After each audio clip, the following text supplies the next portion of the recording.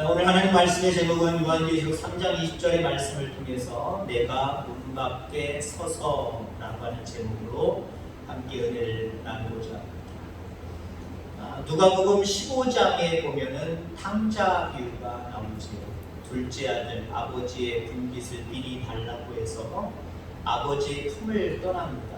아버지의 품을 떠나면 더 잘 될 줄 알았겠죠.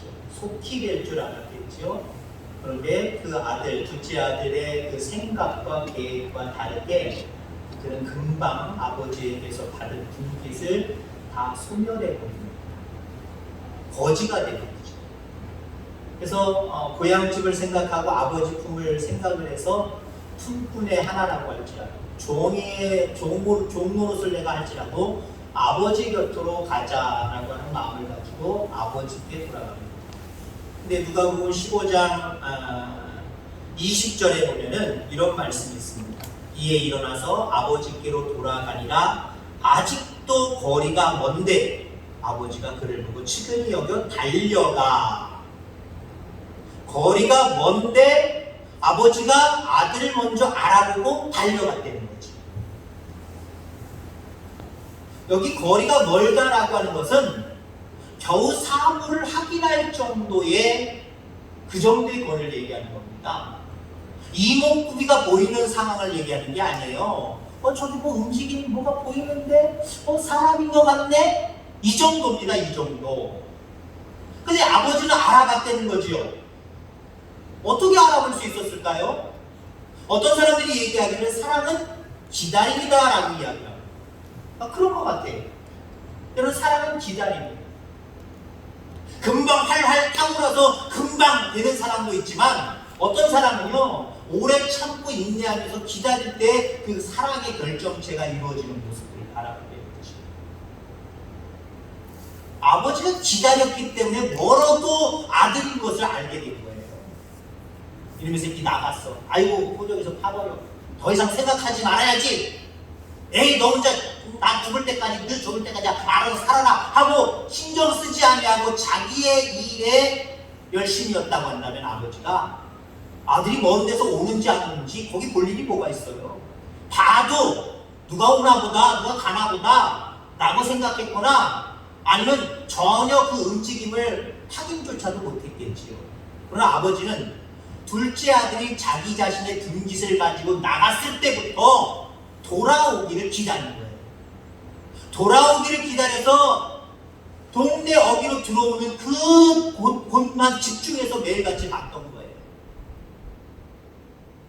그리고 그 아들의 걸음걸이 하나하나, 그 품체 하나하나 다 기억한 거지요.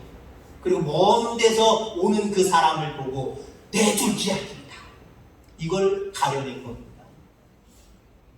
기다렸기 때문에 그런 거예요. 그렇습니다. 우리 하나님의 사랑은 때로는 많은 부분 기다리시는 사랑임을 기억하길 바랍니다. 바로 하나님이 급하셔서 성격 급하게 우리가 그냥 필요하면 그때 제때 금방 주시는 분이 아니라 우리로 하여금 기다리게 하시기도 하지만 하나님 자신도 기다리시는 그 사랑을 우리에게 보여주신다. 내가 문 밖에 서서 기다린다는 거죠. 우리가 그 주님의 음성을 듣고 문을 열어주기까지 기다리신다는 거예요. 요즘 날 이런 어려움 가운데 있는 이 시대 속에서 더욱더 우리는 우리의 마음의 문 밖에 계신 그 주님이, 우리를 기다리고 계신 그 주님이 보여야 될 줄 믿습니다. 그게 보여야 돼요. 문제 바깥에 있는 그 주님이 보여야 돼요. 그리고 마음의 문을 열고 그 주님을 그 문제 안으로, 내 안으로 모셔드려야 됩니다. 그래야 문제가 쫓겨날 줄 분명히 믿습니다. 해결되어질 줄 기억하게 되기를 간절히 소망합니다. 주님은 승천하시기 전에 이런 말씀을 하셨습니다. 마태복음 28장 20절에 보니까 볼지어다 내가 세상 끝날까지 너희와 항상 함께 있으리라. 우리와 항상 함께 있겠다라고 말씀하셨습니다. 근데 항상 있는 것은요 그냥 있는 게 아니에요. 문 밖에 서서 우리가 항상 함께 있으려고 기다려 서서 계시는 거예요. 알아봐야 되는 거예요. 문을 열어드려야 되는 거예요. 그리고 그 주님과 더불어 함께 하는 것이 우리의 신앙의 삶임을 우리는 분명하게 알아야 될 줄 믿습니다. 오히려 고난 중에 주님은 그 고난의 바깥에서 문을 두드리고 계세요. 고난만 바라보지 마라. 그 뒤에 있는 나를 좀 바라봐. 나는 너희들을 버리지 않았다. 나는 끝까지 기다리고 있다. 문을 열고 들어오라고 할 때까지 나를 기다리고 있다 라고 말씀하고 계시다라고 하는 거죠. 오늘 본문의 말씀은 요한계시록 3장, 특히 라오디아 교회를 향하여 책망하시는 그 말씀을 우리는 보게 됩니다. 라오디아 교회에 내가 차지도 아니하고 뜨겁지도 아니하도다 라고 하면서 하나님 앞에 책망을 받습니다. 나는 부자라 부유하여 부족한 것이 없다 하나 내 곤고한 것과 가련한 것과 가난한 것과 눈먼 것과 벌거벗은 것을 알지 못하는 거다. 그들이요, 하나님 없어도 된다고, 우리는 부유하다고, 내가 가지고 있는 걸로 다 할 수 있다라고 하나님을 부정해버렸어요. 하나님을 모시어드리지 않았어요. 뜨겁게 냉정하게 때로는 그 하나님을 생각하고 모셔드리는 그런 마음들이 없었어요. 그래서 주님은 너희는 차지도 않고 덥지도 않고 너무 미지근해서 내가 뱉어버릴 정도다 라고 책망하시는 모습을 바라보게 되죠.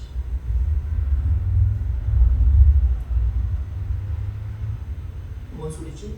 바람 소리? 오토바이 소리? 바람 소리인지 사람 소리인지. 그래서 오늘 20절에 라오디아 교회를 향하여서 내가 문 밖에 서서 기다린다 라고 이야기를 하고 있죠. 내 음성을 듣고 문을 열면 이라고 이야기합니다. 여러분, 주님이 지금 문 밖에 서서 기다리고 계십니다. 코로나라고 하는 그 질병 뒤에서 문을 두드리고 우리를 기다리고 계십니다. 왜 기다리실까요? 우리의 마음의 문 바깥에서 왜 기다리실까요? 여러 가지 삶의 문제 그 바깥에서 왜 우리를 두들기면서 기다리고 계실까요? 그 부분에 대해서 오늘 몇 가지를 말씀드리려고 합니다. 나와 함께 하시려고 하는 거예요. 아멘. 왜 두드리겠어요? 다른 사람들이 여러분들 문을 왜 두드리겠어요? 잠깐 볼일 봤다가 금방 볼까 주고 가는 사람도 있겠지만 함께 하자는 거죠. 놀자는 거죠. 제가 그런 표현 썼죠. 이스라엘 백성들을 애굽에서 광야로 인도해냈습니다. 가나안 땅으로 인도하시기 위한 거예요. 근데 그 목적이 뭡니까? 바로에게 이야기한 게 뭐예요? 우리 하나님 앞에 제사장이 될 수 있도록 우리를 광야로 내보내달라는 거예요. 그 말씀을 드리면서 제가 초창기에 여러분들에게 말씀드리기를 좀 우습지만은 아주 재미나고 교훈이 될 수 있는 말씀을 드렸죠. 그 이야기는 나랑 놀자는 거예요. 하나님. 죄악의 세상에서 죄악에 물들어서 세상 문화에 물들어서 하나님 없이 그렇게 살지 말고 하나님 없는 문화 속에서 그렇게 물들어 살지 말고 그거 다 잘라버리고 나와서 나랑 놀자는 거예요. 왜 주님이 우리를 문 밖에서도 기다리고 계시겠습니까? 나와 함께하기 위한 거예요. 세계 제2차 대전 때 폴란드 아우슈비츠 그 감옥에서 많은 유태인들과 많은 유럽인들, 죄 없는 사람들이 학살당했습니다. 학살을 당하면서 많은 사람들이, 특히 믿는 사람들이 하나님 앞에 대한 항의, 하나님 앞에 대한 저항이 무엇이었느냐면 하나님 도대체 어디 계신 겁니까? 하나님이 계시다면 이러한 일들, 하나님을 믿는 우리들에게 왜 이러한 일들이 일어납니까? 라고 하나님 앞에 항의를 합니다. 나중에 연합군이 이 수용소를 탈환하였을 때 이 수용소 벽에는 찬송과 가사 하나가 적혀 있었다고 합니다. 이따가 우리가 예배 마칠 때쯤 성금 찬송할 때 부를 겁니다만은 그 크신 하나님의 사랑 말로다 형용 못하네. 감옥에서 죽어가면서도 도대체 하나님 어디 계신 겁니까? 라고 했던 그 사람들이 그 고통 중에서도 죽어가면서도 그래도 하나님의 사랑은 끊이지 않았구나. 우리와 함께 하시는구나. 그러면 벽에다 또 다른 것을 써놨답니다. 하나님은 여기 계십니다. God is here. 여기 계십니다. 라고 써놨답니다. 삶의 많은 문제들 앞에서, 질병들 앞에서 도대체 하나님은 어디 계신 겁니까? 하나님 지금 문 두드리고 계세요. 여러분 마음의 문 바깥에서 문을 두드리고 계십니다. 여시기를 바랍니다. 그럼 여러분들도 고백할 수 있을 거예요. 이런 위기의 상황 속에서도 하나님은 우리와 함께 하시는구나. 아멘. 지금 이 상황 속에서도 하나님은 여러분들과 함께 하시는 줄 기억하게 되기를 주의 이름으로 축원합니다. 자, 하나님은 문 밖에 서서 왜 기다리고 계실까? 왜 문을 두드리고 계실까? 함께 하기 위함이다. 또 한 가지는요, 우리를 도와주시려고 하는 거예요. 왜 문을 두드리시겠습니까? 좋은 상황 속에서 두드리실 때도 있겠지만 우리의 위기 상황 가운데 주님은 더 두드리고 계세요. 두드리고 계세요. 왜요? 도와주시기 위한 거죠. 성남의 선한목자 교회를 담임하고 있는 유기성 목사님이라는 분이 있습니다. 그분의 책들이 요즘에는 아주 핫해서 목회자들이나 신앙적으로 도움을 얻는 사람들이 많이 읽는 책이기도 하고 설교도 나오고 뭐 여러 가지 책들을 많이 발간하시는 분입니다만은 이 목사님의 저서 중에 두려워하지 말고 하나님만 의지하라라고 하는 책이 있어요. 두려워하지 말고 하나님만 의지하라. 거기에 보면 어떤 내용이 있냐면요, 세상보다 하나님이 진짜 더 커 보이십니까? 라고 하는 그 목사님의 질문이 있어요. 여러분들에게 다시 한번 되물어 질문하고 싶습니다. 세상보다 하나님이 더 커 보이십니까? 아니면 하나님보다 세상이 더 커 보입니까? 코로나보다 하나님이 더 커 보이십니까? 아니면 하나님보다 코로나가 더 커 보입니까? 하나님이 더 크게 보여요. 하나님이 더 크게 보여요. 여러분, 어려움을 당하면 누구를 찾습니까? 곤란한 일, 급한 일을 만났을 때 여러분 더 의지하는 것이 무엇입니까? 어떤 존재입니까? 하나님이셔야 됩니다. 근데 두려울 때, 어려움이 있을 때, 급할 때 하나님이 아닌 다른 존재, 다른 것들을 더 의지하고 있다고 한다면 그 믿음을 가지고서 하나님을 나는 믿습니다라고 하는 그 말 자체가 하나님 앞에 지혜가 되는 거예요. 믿긴 뭘 믿니? 실질적으로 너 삶 속에는 나보다 다른 게 더 커 보이는데, 나보다도 더 코로나가 더 커 보이는데 내가 더 크게 보여야 된다라고 하는 거예요. 여러분, 하나님은 누구에게 도움을 주십니까? 하나님보다 다른 것들을 크게 여기고 두려워하는 자들에게 도움을 주시지 않아요. 그러나 다른 것들보다, 어떤 문제들보다 하나님을 크게 능력 있게 바라보는 사람들에게 하나님은 도움의 손길을 허락하십니다. 문을 두드리고 계세요. 너 누구 보고 있니? 너 누구 의지하고 있니? 그것보다 큰 내가 바깥에 서서 지금 문 두드리고 있는데 문을 열어줄래? 그러면 네가 생각하는 그것보다도 더 훨씬 더 크신 은혜로, 큰 은혜로 너를 보호할 거야. 너를 도와줄 거야. 너를 강하게 할 거야. 너를 감싸줄 거야. 라고 하시는 줄 여러분들 기억하게 되기를 주의 이름으로 축원합니다. 그 목사님이 하시는 말씀 중에, 그 책에 있는 말씀 중에 이런 말씀이 강하게 제 마음에 남습니다. 하나님을 믿는다라고 말하는 사람들이 오히려 더 하나님을 믿지 못한다. 무슨 말일까요?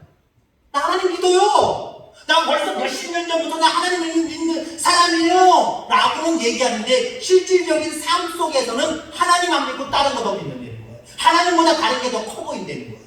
그러면서도 하나님을 믿는다라고 이야기한다는 거죠. 어떤 소도시에 교회 하나가 있었습니다. 교회 하나가 있어서 교인들도 점점 부흥하고 또 교인들의 신앙들도 뛰어나서 지역사회가 그 문화 자체가 아주 건전하고 하나님을 기쁘시게 할 만한 그런 모습으로 그 소도시가 성장을 하기 시작합니다. 근데 어느 날 그곳에 큰 술집이 하나가 들어왔어요. 술집이 들어온 이후부터 그 소도시가 점점 죄악에 휩쓸리기 시작합니다. 사고도 늘어나고요. 사건도 늘어나고요. 예수님 잘 믿어주는 사람들이 예수님 안 믿기 시작을 하고요. 예배를 드려도 중간중간 빠지는 사람들이 늘어나기 시작을 합니다. 그래서 교회에서 결단을 내렸습니다. 그거 도저히 안 되겠다. 우리 한번 합심해서 특별기도를 하자. 특별기도 40일 특별기도를 시작을 했습니다. 기도의 제목은 딱 한 가지였습니다. 하나님, 저 술집을 망하게 하여 주옵소서. 그걸 위해서 열심히 기도했어요. 42개월이 거의 다 지나갑니다. 그러던 어느 날 그 술집이 밤에 불이 나서 완전히 다 타버렸어요. 회생할 수 없을 정도로 이제 문을 닫아버렸습니다. 교인들 너무 좋아했겠죠. 너무 좋아했겠죠. 그러나 그로부터 며칠이 안 지나서 법원에서 출두 명령이 날아왔습니다. 그 교회 앞으로 교회 대표자 몇 사람이 출두해야 된다라고 출두 명령서가 날아왔어요. 그 법정에 섰습니다. 법정에 서서 하는데 무슨 법정에 섰냐면은 그 술집 주인이 교회를 대상으로 해서 고소를 한 거예요. 우리 집 불나서 망한 거는 저 교회에서 우리 집 망하라고 기도했기 때문에 우리 집에 불났고 우리가 망한 것이다 라고 고소를 했다는 거예요. 술집 주인이. 근데 그 말을 듣고 교회의 대표, 누군지는 모르지만 그 대표가 뭐라고 얘기했는지 아십니까? 그럴 리가 없습니다. 그럴 리가 없습니다. 그게 말이 됩니까? 우리가 기도한다고 해서 그 술집에 불이 나고 우리가 기도한다고 해서 술집이 망하겠습니까? 라고 이야기했대요. 여러분 이 이야기를 통해서 어떤 걸 기억하십니까? 앞에 제 문장을 한번 기억해 보시고요. 유기성 목사님의 이야기. 나는 하나님 믿어요 하면서도 하나님을 가장 믿지 못하는 사람들이 어쩌면 우리들이 아닌가. 하나님 저 술집 망하게 해주시옵소서 기도를 해놓고 하나님이 그거 기도 들어서 응답해 주실 일이 없다는 거예요. 말도 안 되는 소리라는 거예요. 우리는 어쩌면 하나님을 그렇게 믿고 있지 않습니까? 우리는 추상적으로 내가 죽으면 거기 가면 만날 수 있을 그런 분이야? 이 정도 아니에요. 지금도 우리의 문 밖에 서서 두들기고 계시는 그 주님은 살아계신 주님이고요. 그 문을 열면 실질적으로 우리의 삶 가운데 오셔서 우리를 도우시는 하나님이에요. 여러분 어떤 문제든지 하나님 앞에 내어놓고 기도할 때 그 문제가 해결되는 역사가 가정적으로나 아니면 교회적으로나 우리 나라적으로나 지금 세계적으로나 이 문제들이 우리 기도하는 사람들을 통해서 문을 열고 하나님을 받아들이는 그런 사람들을 통해서 해결되는 역사가 나타나기를 주님으로 축원합니다.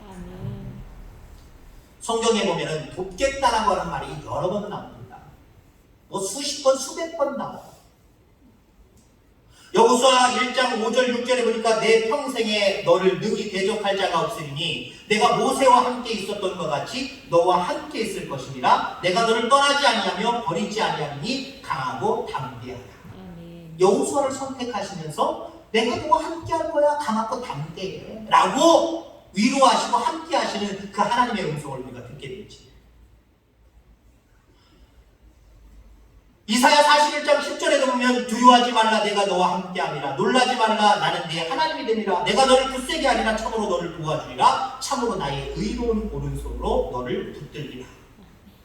이사야를 통해서 내가 너와 함께할 거니까 두려워하지 마, 걱정하지 마, 담대라고 이야기하는 그런 모습들을 우리가 바라보게 되죠. 지금 우리나라는 특이한 사람들이다라고 세계에서 이목을 집중시키고 있습니다. 세계 여러 나라들은 그 코로나로 인해서 정말 위기의식을 느끼면서 생활 패턴이 완전히 바뀌어버렸어요. 물건들 사 얘기하느냐고 물건 진열장에는 물건이 하나도 없을 정도입니다. 생필품이 거의 없을 정도예요. 근데 우리나라는 일상적이에요. 그냥 마스크 살 때나 좀 줄 서가지고 아유 뭐야 도대체 그런 불만의 소리들도 조금 있긴 있지만 일상적인 식료품을 사고 이런 데는 문제가 별로 없죠. 별로 놀라지 않는다는 거예요.